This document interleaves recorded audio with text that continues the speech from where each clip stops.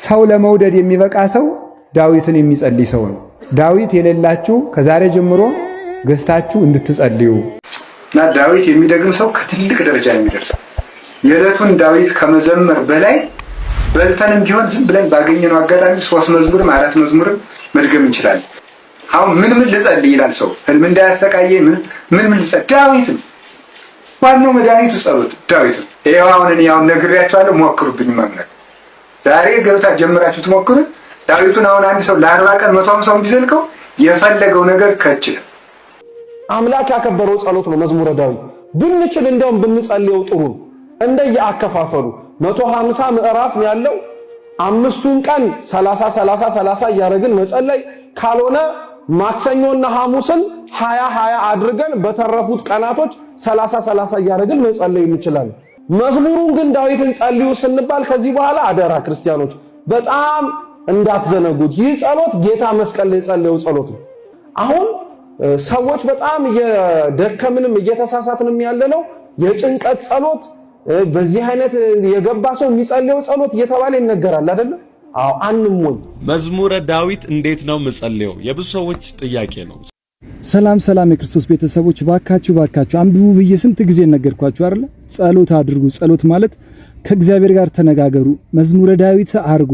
እስቲ ያልጀመራችሁ ሰዎች በእውነት ልንገራችሁ፣ መዝሙረ ዳዊት እጅግ በጣም ጠቃሚና ከእግዚአብሔር ጋር በደም የሚያናግረን እድላችን በሙሉ ማለት ነው የሚመልስልን ጸሎት ነው። በጣም የተያዘብን በተለያየ ምክንያት እድላችን የተያዘ ካለ መዝሙረ ዳዊት እናድርግ። ሰላም እንደናችሁ ወደዚህ ቻናል ቤተሰቦች እንኳን ወደዚህ ቻናል በሰላም መጣችሁ። ዛሬ ይዤላችሁ የመጣሁት መዝሙረ ዳዊትን በተመለከተ መዝሙረ ዳዊትን እንዴት መጸለይ አለብን፣ መዝሙረ ዳዊትን ስንጸልይ የምናገኛቸው በረከቶች ምንድናቸው፣ የምናገኛቸው ጥቅሞች ምንድናቸው። አባ ገብረ ኪዳን እንግዲህ ብዙ ስለ መዝሙረ ዳዊት ያስተማሩት ትምህርቶች አሉ። እሱን የምጋብዛችሁ ይሆናል። እንዲሁም ደግሞ የመዝሙረ ዳዊትን ክፍሎች አንዳንድ ክፍሎችን ደግሞ ከኔ ጋር አብረን የምንለው ይሆናል። አስቀድሜ ግን መጋብዛችሁ የአባ ገብረ ኪዳንን ትምህርት ይሆናል። ስለ መዝሙረ ዳዊት ያስተማሩትን ትምህርት እንግዲህ አስቀድማችሁ ግን ቪዲዮን ላይክ በማድረግ ከ1000፣ 2000 እና 3000 በላይ ላይኮችን ያገኝ ዘንድ ይህ ቪዲዮ ለብዙ ሺህ ክርስቲያኖች የሚደርስ ዘንድ ላይክ ማድረግ አይረሳ። እንዲሁም ቻናሉን ሰብስክራይብ አድርጉ። ቀጥታ ወደ አባታችን ወደ ቆሞስ አባ ገብረ ኪዳን እና ዳዊት የሚደግም ሰው ከትልቅ ደረጃ የሚደርስ የዕለቱን ዳዊት ከመዘመር በላይ በልተንም ቢሆን ዝም ብለን ባገኘነው አጋጣሚ 3 መዝሙርም 4 መዝሙርም መድገም እንችላለን። ሳይበላ የሚጸልየው የዕለቱ ዳዊት ነው። ከዚህ የተረፈውን ግን ዝም ብለን ባገኘነው አጋጣሚ ዝም ብለን ዳዊት ማንበብ ነው እና አጋንንትን ሁሉ ብትንትን ነው የሚያደርጋቸው በእውነቱ። አሁን ዲያብሎስ አውቆ እኮ ነው ዳዊት ማስደገሙን አስተቶ ጸሎት እንዳይጸልይ ሰው ምንድነው ማዘጋት። በጣም እኮ አጋንንት እኮ ነው የሚጫወተው በእውነቱ። ማለት ዝጋና ዝም ብለን ስገድ ይላሉ። ዳዊቷን መጀመሪያ ዳዊት እንድገም ዝም ብላችሁ በእንትኑ አሁን ቅዱስ እንጦንስ በበረሃው መካከል ሲሄድ አጋንንት በጨለማው መሃል ሲሄድ አጋንንት ድንጋዩን አፈሩን ቢያነሱ ይጥሉበታል። እግዚአብሔር ያበር ይጠ ምንትኑ ያፈራሃኒ እግዚአብሔር ተመልከቱ የህይወቴ መታመኛ ነው፣ ብርሃኔና መድኃኒቴ ነው፣ የሚያስደነግጠኝ ፈጽሞ የለም።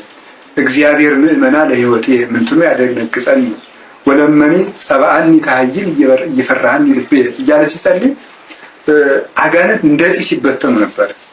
እና የሁሉንም ቅዱሳን ጸሎት እዩት። አሁን ምን ልጸልይ ይላል ሰው ህልም እንዳያሰቃየኝ ምን ልጸልይ? ዳዊት ነው ዋናው መድኃኒቱ ጸሎት ዳዊት ነው። ስለዚህ ምንድነው መሰላችሁ የሁሉንም ገድለ ቅዱሳን እዩት። የሁሉንም ገድል አሁን ገድለ ቅዱሳን መቼም መነኩሴ በገድለ ቅዱሳን አይታመም። ቢያንስ 10 ገድል የሌለው አይኖርም መቼም። ገድል ሞልቷል አይደል? ምንኩስና ገድል አይደል? እና የገድል መጽሐፍ ብዙ አለ። እስቲ አሁን እስካሁን ከተመለከታችሁት ገድል ውስጥ አብዛኛው ሙሉ ገድል አባ ገሌ የሚባለው ጻድቅ እዚህ ያለ ቦታ ሲደርስ ሰይጣን መጣበት። አዚያ በኋላ ዳዊት እንዲሚል ጸለየ።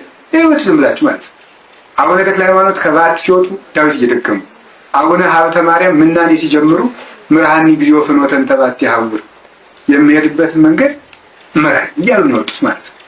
እና አቡነ ገብረ መንፈስ ቅዱስ እነ ቅድስት ክርስቶስ ሰምራ እነ ቅድስት ወለተ ጴጥሮስ ገድሏን አብሮ እዩት። እና አቡነ አብየ እግዚእ እና አቡነ መድኃኒነ እግዚእ የነዚህ ሁሉ ቅዱሳን ገድል ብታዩት ጠቅላላ የቅዱሳን ጸሎት 100% ጸሎታቸው ዳዊት ውዳሴ ማርያም፣ ቅዳሴ ማርያም፣ ወንጌል፣ ገድለ ቅዱሳን ከዚያ በኋላ ሌላ ጸሎት የሚጨመር ከዚህ አቅም በላይ ሲወጣ እና እንደ ዳዊት ያለ ጸሎት በእውነቱ የለም።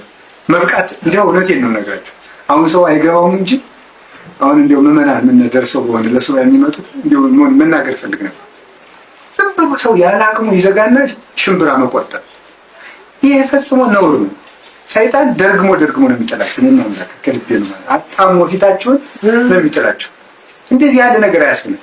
መድኃኒቱ ምንድነው ካለ ዳዊት አሁን ዳዊቱን ጀግንነቱ ካለ ማለት ዘግቼ እንትን እላለሁ ካለ እንቅልፍን ቀነስ አድርጎ 150 ለ40 ቀን ቢደግማት አንድ ሰው የፈለገው ነገር ካች ያው ነግሬያችኋለሁ። ሞክሩብኝ ማምለክ ዛሬ ገብታ ጀምራችሁ ትሞክሩት። ዳዊቱን አሁን አንድ ሰው ለ40 ቀን 150 ቢዘልቀው የፈለገው ነገር ካች ይላል። እኔ አሁን ዛሬ ይደረጋል ያምኜ ነው የምናገር ማለት። ስለዚህ የቅዱስ ዳዊትን መዝሙር የሚዘምር ሰው የፈለገውን ነገር ያገኛል ከኃጢአት ብቻ በቀር ለሱ የማያስፈልገው ካልሆነ በቀር። መዝሙረ ዳዊትን ደግሞ ሰው የማይመለስለት ጥያቄ የለም እና ግራ ብንጋባ ሱባኤ ገብተን መልስ የምንመልሰው መልስ ቢኖር ዳዊት። አንድ አባት እኔን ራሴን እንዲህ ብለውኛል የሆነ ጊዜ አይ የአሁን ጊዜ ልጅ ሆዳም ነው እና ዘግቼ ጸልያለሁ አትበል እንጀራ ስለምትፈልግ ይረዳል። ስለዚህ ዝም ብለህ ከሰው ጋር ዝም ብለህ ደናደራችሁ እያልክ ዳዊት ነው መልከም ብሎኝ ነበር። እውነታቸውን ነው ብሎት ማለት አሁን የዚህ ጊዜ የስምንተኛው ሺህ ትሩፋት መሆን ያለበት በምንድን ነው መሆን ያለበት? በአፋ ነው መሆን ያለበት። የውስጥ በአፋ ማለት ነው ከሰው ጋር እየኖሩ ዳዊትን መድገም፣ እየሳቁ እየተጫወቱ ዳዊትን መድገም ነው እንጂ ተደብቄ ቤት ዘግቼ ፍልሰታን ዘግቼ እንዲህ የሰይጣን መጫወቻ መሆን አይሆንም። ቡም በየትኛው ንጽህና በየትኛው ቅድስና እና ምዕመናን ሁሉ ሊመጡና መዝጋት ዘግቼ ልጸልይ ነው ሱባኤ ማለት ነው።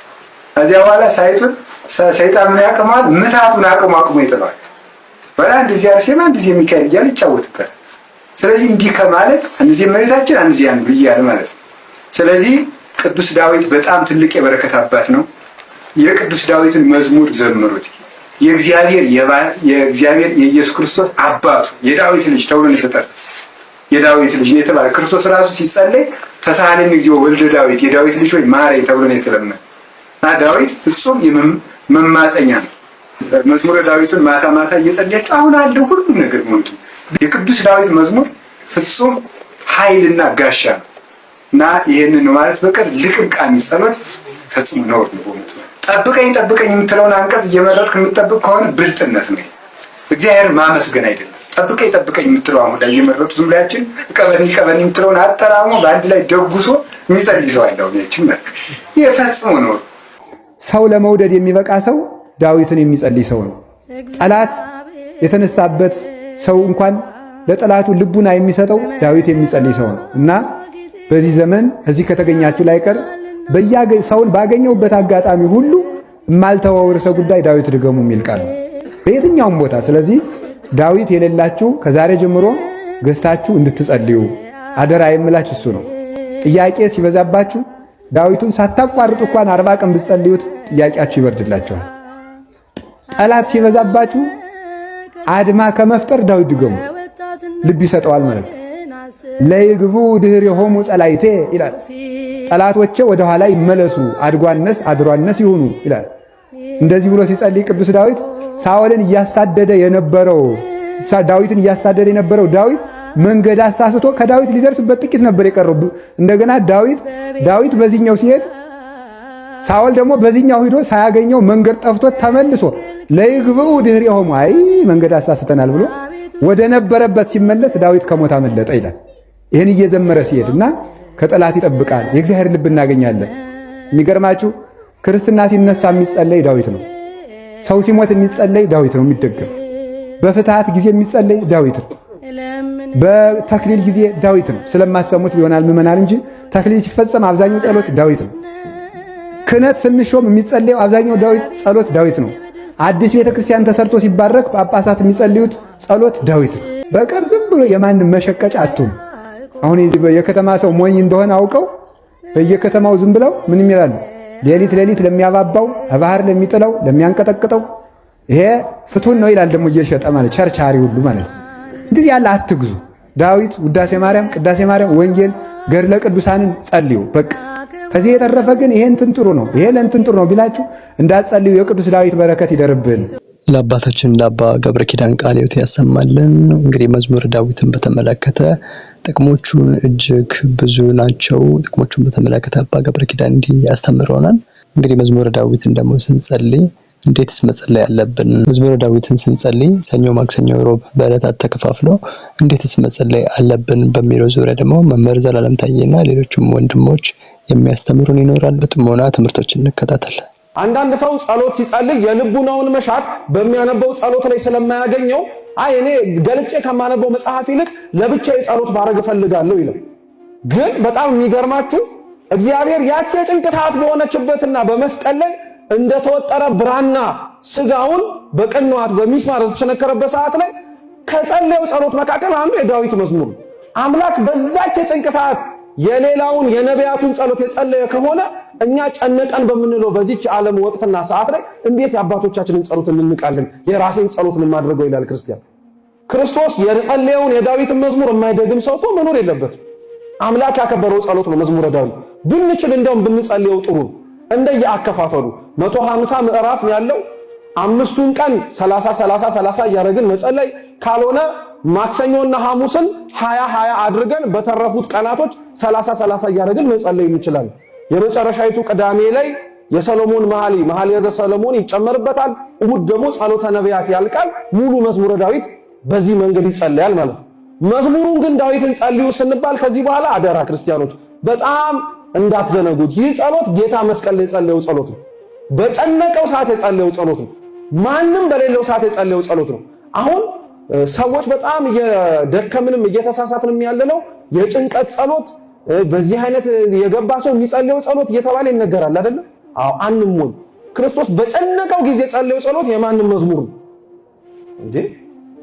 መዝሙረ ዳዊት ነው። ለነገሩ አመኑም አላመኑም የተጻፈ ነገር ስለሆነ አይዟችሁ፣ ቀስ እያለ ይገባል፣ ቀስ እያለ ይዋጥልን። ግን የጨነቀው ሰዓት ላይ የጸለየው መዝሙረ ዳዊት ነው።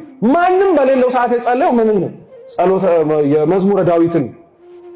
በዛች ሰዓት ላይ ለሌላው ምህረትን ለመለመን አምላካችን ኢየሱስ ክርስቶስ ለኛ አርአያ እንዲሆን የጸለየው መዝሙረ ዳዊትን። ስለዚህ ክርስቲያኖች የልባቸውን መሻት በሙሉ በመዝሙረ ዳዊት ያገኛሉ። የሚጸልየው ሰው እንኳን መዝሙረ ዳዊትን መላእክትን የሚመስል አጋንንትን እንደሚያርቅ ይናገራል። ትርጓሜያችን ላይ ነአ ሀቤ ዳዊት ንጉሠ እስራኤል በአይለ መዝሙር ወጡ መቃል ታለበወኒ ነገረ በፍካሬ ሁሉ አምሳል ከመወድሳ ለማርያም ድንግል እንዘ ጸር ወእብል ዛቲ መዝሙረ ዳዊት ትመስል ገነተ ወትጸጊ ጽጌያተ ትፌሪ ፍሬያተ ወትሰድድ አጋንንተ ወታቄር መላእክተ ስቡህኒ ወልዑል አንተ ብለን ትርጓሜያችን ላይ እንናገራለን። አው መዝሙሩን የሚጸልየው ሰው ፍሬ እንደሚያፈራ አበባ ነው። ሁሉም ልመናው እንደሚሰማለት ነው። አጋንንት ይርቁታል፣ መላእክት ይቀርቡታል። የዳዊት ጸሎት ክብሩን ብታውቁት ክርስቲያኖች ብናውቀው ቅዱሳን እንኳን ነፍስ ከስጋቸው የሚለየው በዳዊት መዝሙር።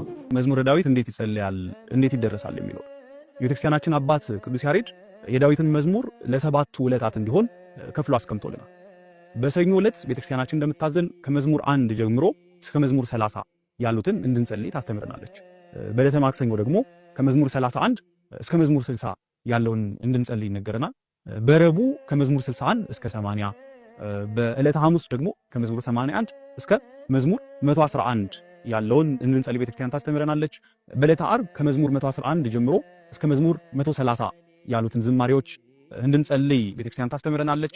በዕለተ ቀዳሚት ሰንበት ወይም በዕለተ ቅዳሜ ደግሞ ከመዝሙር 130 እስከ መዝሙር 150 ያሉትን ዝማሬዎች እንድንጸልይ እንድንዘምር ቤተክርስቲያን ታስተምረናለች።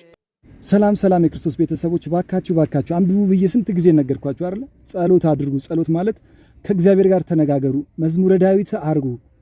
እስቲ ያልጀመራችሁ ሰዎች በእውነት ልንገራችሁ፣ መዝሙረ ዳዊት እጅግ በጣም ጠቃሚና ከእግዚአብሔር ጋር በደንብ የሚያናግረን እድላችንን በሙሉ ማለት ነው የሚመልስልን ጸሎት ነው። በጣም የተያዘብን በተለያየ ምክንያት እድላችን የተያዘ ካለ መዝሙረ ዳዊት እናድርግ። ነገር ግን አዲስ ጀማሪ ከሆናችሁ በመጠን አድርጉት ማለት ነው። ቢያንስ 3 ጸልያችሁ ውጡ። 3 ንጉስ ከበረታችሁ 10 አድርጉት። እንደገና ከበረታችሁ ደግሞ ሙሉን 30ውን አድርጋችሁ ብትወጡ በህይወታችሁ ውስጥ የተዘጋጋ ነገር በሙሉ እግዚአብሔር ይከፍትላችኋል። መዝሙረ ዳዊትንና አቡነ ዘበሰማያት አድርጋችሁ ብትወጡ እጅግ በጣም የምታዩት ሰላምና ብርሃን እኔ ያልነግራችሁ ትክክለኛውን የክርስቶስን ብርሃን የምታዩት በመዝሙረ ዳዊት ውስጥ ነውና እባካችሁ መዝሙረ ዳዊት የማታረጉ ሰዎች እንደምንም አድርጋችሁ አባቶቻችን እንዳዘዙን ትእዛዝ ከሁሉም ይበልጣልና መታዘዝ ለራሳችን ነው። መታዘዝ ጥሩ ነውና መዝሙረ ዳዊት አድርገን ጸሎት እናድርግ። መዝሙረ ዳዊት እንዴት ነው ምጸልየው? የብዙ ሰዎች ጥያቄ ነው። ዛሬ እንመልሳለን። እንዴት መዝሙረ ዳዊትን እንዘምረዋለን ወይንም እንደግመዋለን እንጸልያለን የሚለውን ዛሬ እንማራለን። እንደየ አቅማችን መዝሙረ ዳዊት መጀመሪያ እንደ አባቶቻችን እንደነ ገብረ መንፈስ ቅዱስ፣ እንደ አቡነ ተክለ ሃይማኖት፣ እንደነ አቡነ አረጋይ በቀን 150ንም 40 ጊዜ ይደግሙት እንደነበር ይነገራል። ሌሎቻችን ደግሞ አቅማችን ካልቻለ ጀማሪዎች ከሆነን ደግሞ ቢያንስ በቀን ውስጥ 10 ንጉስ እንድንዘምር ወይንም እንድንደግም ይመከራል። ግን ፍትሐ ነገሥት በቀን ውስጥ አባቶቻችን የከፋፈሉልንን እንመልከት። በቀን ውስጥ መዝሙር ዳዊት የሰኞ የሚባለው ከመዝሙር 1 ፍካሬ ከሚለው እስከ ኪያከ የሚለው ከመዝሙር 1 እስከ መዝሙር 30 ያለው የሰኞ ክፍል ነው። የማክሰኞ ክፍል ደግሞ ከመዝሙር 31 አንስቶ እስከ መዝሙር 60 ያለው የማክሰኞ ክፍል ሲሆን የረቡዕ ክፍል ደግሞ ከ61 አንስቶ ከመዝሙር 61 አንስቶ እስከ መዝሙር 80 ድረስ ያለው ነው። የሐሙሱ ክፍል ከመዝሙር 81 እስከ 110 ያለው ክፍል ሲሆን የአርብ ክፍል ደግሞ የሚባለው ከመዝሙር 110 እስከ 130 ያለው የመዝሙር ክፍል ነው። የቅዳሜና ወይንም የመጨረሻው በመዝሙረ ዳዊት ክፍል ከመዝሙር 131 እስከ ሰብሕዎ ለእግዚአብሔር እስከሚለው ድረስ ያለው ክፍል እንደዚህ ተደርጎ ይጸልያል። መጨረሻ ያለው እሁድ ምን እንጸልይ ከሆነ ነቢያትና የሶሎሞን የ15ቱ ነቢያት የነ ኢሳያስ፣ የነ ዳንኤል፣ የሰለስቱ ደቂቅ፣ የቅድስት ሐና፣ የነ ሕዝቅያስ፣ የቅዱስ ሙሴን ያለበትን ስብስብ ነው። እዛ ውስጥ የእመቤታችንም ጸሎት አለው። እሱን እንጸልያለን እሁድ። የመኃልየ ዘሶሎሞንም የአባታችን የቅዱስ ዳዊት ልጅ የሶሎሞንን መዝሙር በእሁዱ ክፍል እንጸልያለን ማለት ነው። ሌላ እንድመልስላችሁ የምትፈልጉት ጥያቄ ካለ ኮመንት ላይ ያስቀምጡልኝ። መዝሙረ ዳዊት እንደዚህ ነው የሚጸለየው ወይም እንደዚህ ነው የሚደገመው፣ ምን ደግሞ ይጠቅማል የሚለውን ቀጣይ የትኛው ክፍል ለየትኛው ነገር ይጠቅማል። ይሄ ትልቅ ጸሎት ነው። አጋንንት የሚረዱለት የሚፈሩት ጸሎት ነው። ለመምህሮቻችን ቃለ ሕይወትን ያሰማልን። ለሁሉም መዝሙረ ዳዊትን እንግዲህ በዚህ አግባብ ብንጸልይ መዝሙረ ዳዊትን እንግዲህ እንድንጠቀምበት አባቶቻችን መክረውናል፣ እንድንሞክረውና በየቤታችን ሁላችንም ጸሎት እንድናደርግበት መክረውናል። እግዚአብሔር ደግሞ የልባችንን መሻት ይፈጽምልን ዘንድ የሱ ፈቃድ ይሁን። እንግዲህ የተወሰኑ ከመዝሙረ ዳዊት ክፍሎች የተወሰኑትን አብረን የምናዳምጥ ይሆናል። መዝሙረ ዳዊት ምዕራፍ 22 እግዚአብሔር ይጠብቀኛል፣ የሚያሳጣኝም የለም። በለመለመ መስክም ያሳድረኛል፣ በዕረፍት ውኃ ዘንድም አሳደገኝ። ነፍሴን መለሳት፣ ስለ ስሙም በጽድቅ መንገድ መራኝ። በሞት ጥላ መካከል እንኳ ብሄድ አንተ ከኔ ጋር ነህና ክፉን አልፈራም። በትርና መርኩዝ እነርሱ ያጽናኑኛል። በፊቴ ገበታን አዘጋጀህልኝ፣ በሚያሰቃዩኝ ሰዎች ፊት ስለፊት ራሴን በዘይት ቀባህ። ጽዋህም የተትረፈረፈ ነው ያረካልም። ምሕረትህ በሕይወቴ ዘመን ሁሉ ይከተለኝ፣ በእግዚአብሔር ቤት ለረጅም ዘመን እኖር ዘንድ። መዝሙረ ዳዊት ምዕራፍ 23 ምድር በሞላዋ የእግዚአብሔር ናት፣ ዓለምም በእርሷ የሚኖሩ ሁሉ። እርሱ ባህሮችን መስርቷልና በፈሳሾችም አጽንቷታልና። ወደ እግዚአብሔር ተራራ ማን ይወጣል? በተቀደሰ ስፍራውስ ማን ይቆማል? ልቡ ንጹሕ የሆነ እጆቹም የነጹ፣ በነፍሱ ላይ ከንቱን ያልወደደ፣ ለባልንጀራውም በሽንገላ ያልማለ፣ እርሱ ከእግዚአብሔር ዘንድ በረከትን ይቀበላል፣ ምሕረቱንም ከአምላኩ ከእግዚአብሔር ዘንድ ነው። ይህች ትውልድ እርሱን ትፈልገዋለች፣ የያዕቆብን አምላክ ፊት ትፈልጋለች። እናንተ መኳንንት በሮቻችሁን ክፈቱ፣ የዘላለም ደጆችም ይከፈቱ፣ የክብርም ንጉሥ ይግባ። ይሄ ክብር ንጉሥ ማን ነው? ብርቱና ኃያል እግዚአብሔር ነው።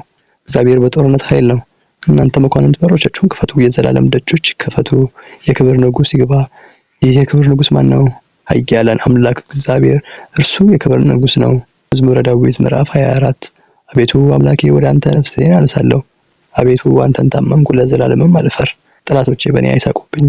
አንተን ተስፋ የሚያደርጉ አያፍሩምና በከንቱ የሚበድሉ ሁሉ ዘወትር ይፈሩ። አቤቱ መንገድህን አመልክተኝ፣ ፍለጋህንም አስተምረኝ፣ በእውነት ምራኝ አስተምረኝም።